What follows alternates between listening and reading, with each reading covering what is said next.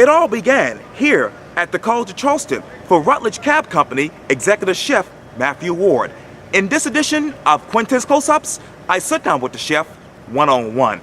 And be sure to download the free Quintin's Close-Ups app in your Apple or Google Play stores. Chef Matt. Yes. It is so good to see you. Good to see you. Thanks for having me. Anytime. So here we sit. This is home for you. The College of Charleston. Yeah.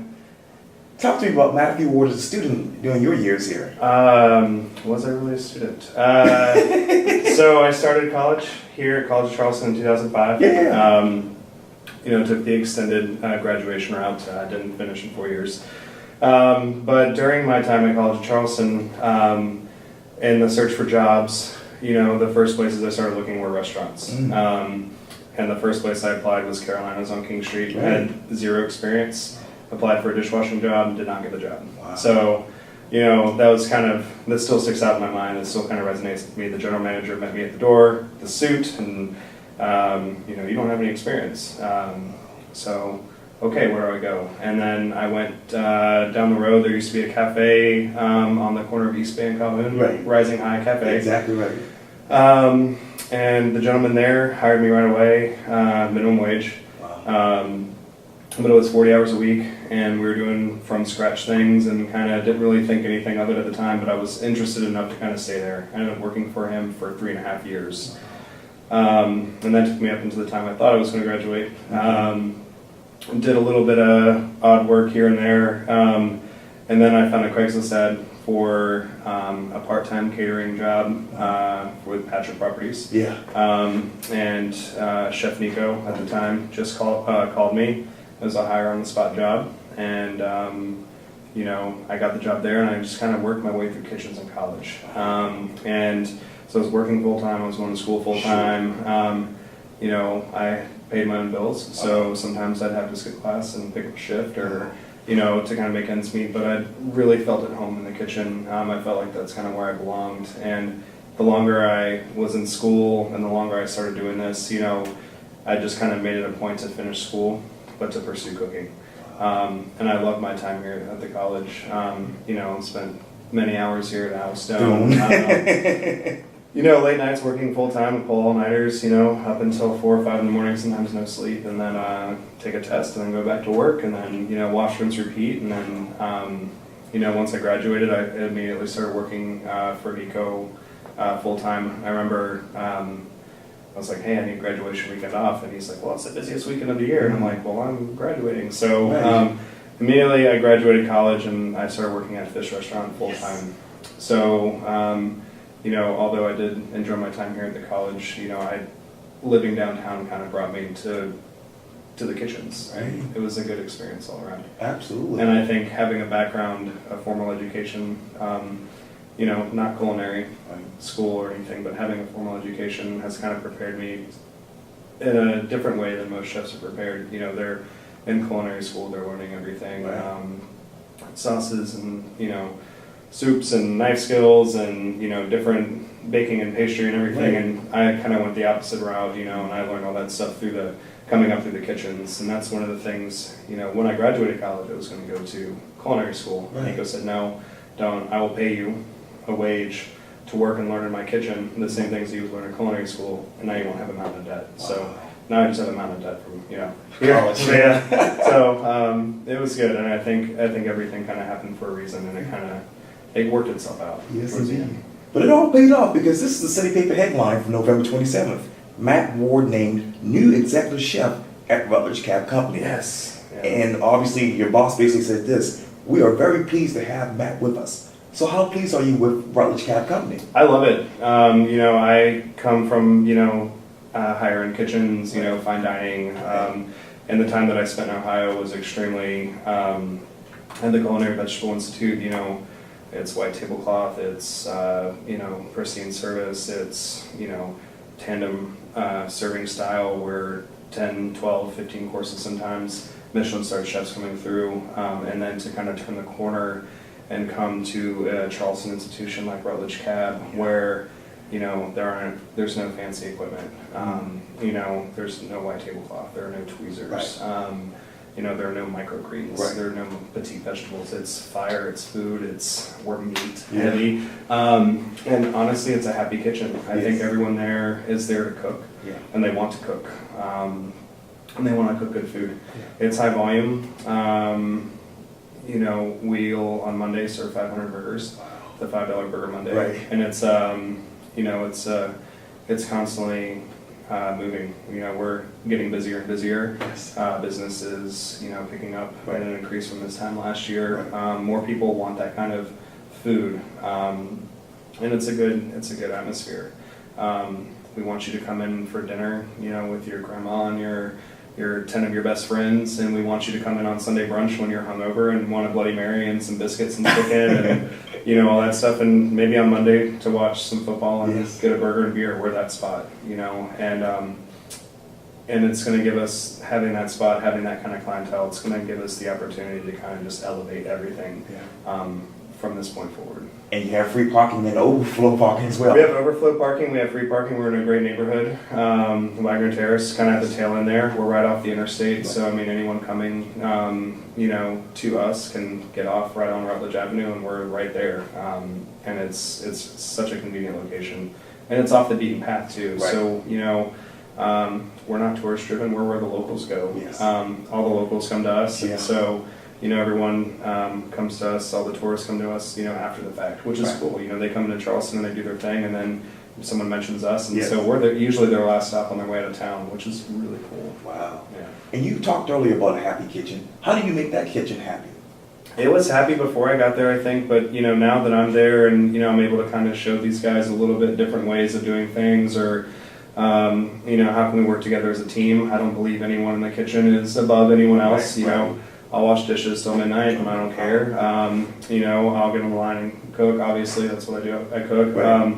But it's all about having fun. And if you're there and you're gonna be miserable and you're miserable at your job and you're gonna bring that negativity in from your whatever's going on in your personal life, it's hard not to sometimes. But for the most part, come in. Let's have fun. Let's cook. Let's do a good job. Let's make our guests happy. They're there to spend their money. Right. They should get what they deserve. Sure. And I want the guys to have fun doing it. Because if it's not fun, then it's just a job. And when you're working with food and you're delivering an experience to guests, it should be a job. It should be something that you really truly care about. And you have to be very careful these days with social media and everything. Oh yeah, absolutely. Yeah, one bad experience, turns into 10 bad reviews, and we don't want that. We want to get everyone's good review, but you're going to get the bad review here and there. But how can we fix that? Yes, indeed. And I know that you've been there for a couple of months now, and obviously you have the tremendous entrees: fried chicken platter, vegan Thai green curry, beef, chicken, and shrimp skewers. Tell me, what is your favorite item on the menu and why? The current favorite menu item, I think, is anything to do with our in-house made corned beef or pastrami. We make it pretty much everything from scratch. Right. We're 90% from scratch. I mean, there are some things that we can't make because of the volume we go through, like bacon, obviously, all that kind of stuff. But, we really are using this as an opportunity to also become more of a local-driven kitchen. So I'm running a lot of specials that are, vegetable forward. I think that's important, especially in Southern cooking, especially in all the different influences that Charleston has from around the world. It's predominantly vegetable forward. We're not vegetarian by any means, obviously, but the specials bring in local seafood. We're in Charleston, we should really showcase that. And then bringing in a little bit more of the gourmet stuff, maybe from the Chef's Garden in Ohio, obviously close to my heart since I work there. But, there are many great purveyors and fishermen and farmers and growers and harvesters and foragers and craftsmen. It just gives us we're a good spot to kind of help tell the story of Charleston. How can we really use the people that make the city breathe in the food and bev world? So the local kind of cool specials may change weekly. It may change every 2 weeks. It just depends on what we can get. And working with the farmers closely and kind of getting that thing there. But like I said, the corned beef, the pastrami, all that stuff in the menu currently. I think we have the best chicken wings in Charleston. I thought we were beating you guys at Qology now. No, we're good. We flash by ours. We finish ours on the charcoal grill. The charcoal grill is like the hardest worker in the kitchen. We'll burn through 120 pounds a day. We could, depending on how busy we are, and it gets hot on that line. But the charcoal taste just is something that's hard to achieve in a lot of kitchens. You have to have the space for it. Sure. It's a little messy, but for the most part, we try to use that charcoal grill as much as we can. It's the star, of the kitchen. Yes, indeed. And I know that obviously you grew up in the kitchen, you love the kitchen, you love food. But beyond that, when you take off your chef's hat, who is Matthew Ward? I've got a beautiful wife, Heather. We've been together for almost 7 years now together. We've been married for 4 this year. Yeah. So in a couple months we'll celebrate our 4th anniversary. Oh, good. I've got a wild little 3-year-old named Augustus, and I've got like the most chilled out 1-year-old named Maxwell. So 2 boys. So when I'm not wearing my chef coat, I'm wearing my father hat. Yeah. And spending time with the family is, super important. My wife's off Saturday, Sunday. I'm off Tuesdays, Wednesdays, so we have to make it work. And it does for the most part. My 3-year-old, every time I leave, he's like, "Daddy's cooking." So he knows what I do, and he wants to be in the kitchen with me when I'm at home. Yeah. And then Maxwell, he's just like the most calm, cool, and collected baby. But for the most part, it's Power Rangers and Paw Patrol and lightsabers, and Legos. Going on walks, like when it snowed this last couple of days. Yeah, my son is like this fearless wanderer through the snow. It was like thigh high, waist high for him because he's only this tall. Right. It's fun, man. Being a dad is probably the coolest thing in the world. Man, I gotta learn from him because I was scared to walk through that snow and ice. No, he just booked it. He just went through. The cold didn't bother him. He was just having the time of his life. So because we got snow in Ohio, but this is the first big one that he saw and remembered. But other than that, man, I'm chef, I'm dad, and that's pretty cool. Wow, that's good to hear. Yeah. Well, write the headline. The Rutledge Cab Company will be what next? It will be what next? We're gonna stay Rutledge Cab. We're gonna keep all the Rutledge Cab favorites. We're gonna be celebrating our 5-year anniversary here very shortly.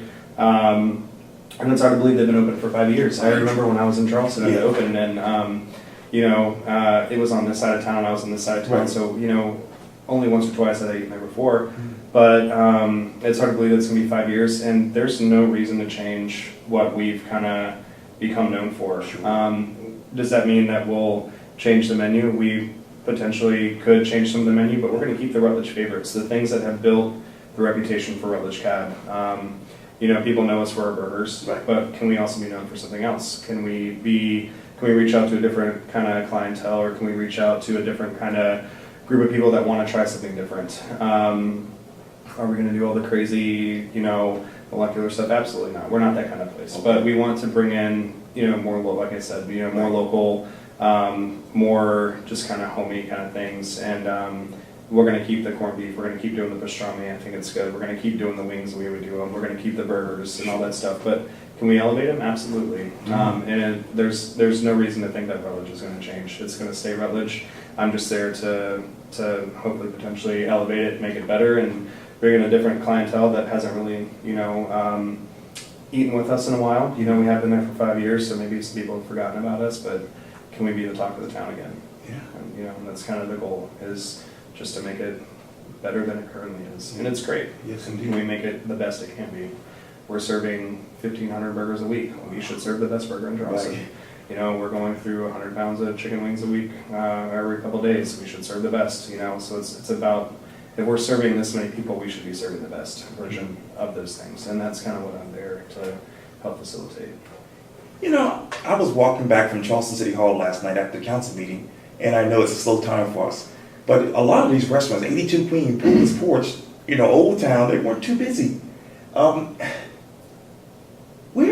What is the state of the Charleston restaurant scene in your mind? Even when I was kind of working my way towards the end at Fish, to me there are a lot of restaurants opening, and whether they're big restaurants, fancy restaurants, low-key restaurants, or just small, number of seats or a large number of seats, there's a lot of restaurants in the Charleston area opening, from Somerville to West Ashley to Mount Pleasant. There's a lot. But with that being said, people are eating out more. Mm-hmm. And I think it's a generational thing. I don't remember eating out a lot when I was growing up. Okay. Mom always cooked. Maybe on the weekends, every other weekend we'd go out or something. But people are eating out more. I think a lot of that has to do with social media. Mm-hmm. I think everyone wants the new best Instagram-worthy plate. But I think it is kind of, affecting the businesses as well. I remember when I first started Fish, we were busy every single night. Every night we were busy. It didn't matter if it was a Monday, Thursday, Sunday, we were closed on Sundays. When we started opening for Sundays, we were busy. Yeah. And then kind of as things started opening all around us, it kind of took away from that a little bit. And I think people just want to try the next thing. And I think a lot of restaurants kind of fall victim to that. They open and they're the hot spot for 3 or 4 months. Right. But then the newest hot spot opens for 3 or 4 months. They're not busy. They either shutter or they close and change concepts, as we've seen a couple times on Main Street. Or they change chefs 5 times in a year. And I mean, obviously it has its effect. Obviously the snowy weather didn't really help that this time of year, so I'm sure everyone's hoping they can be in the black for January. But, I think as more restaurants open, it's just going to kind of even the playing field a little bit. And hopefully I think restaurants will do as much as they can to either bring on more regulars, keep their regulars, and still be that talked about spot in their neighborhood. And how will people talk about Rutledge Cab Company during the Charleston Restaurant Week? I think people will be in for a little surprise. We have some good deals going on. When I was kind of coming up through kitchens, people went to the higher end restaurants for Restaurant Week. They wanted to get the deal, but I think now that in the last few years they've made it where it's either 2 for $20 or 3 for $30. You can't pick and choose. So we're offering a 2 for $20. A lot of those items, like I said, are showcasing our charcoal grill, which I've become a big fan of. On that, so you can come in and get chicken wings, and the burger that we did for Burger Week was really popular, a lot more popular than I anticipated, and we sold close to 200 during that. So we're going to put that on Restaurant Week, and so people can get that, or they can come in and share and pick and choose kind of thing. And I hope people think of us for Restaurant Week because we're on that side of Charleston. So, but it's still a good deal either way. Absolutely. Yeah. Well, Chef Matthew Ward, thank you so much for your time. I really appreciate it. Thank you so much. I enjoyed it. Yeah, thank you. Likewise. Absolutely. Yeah.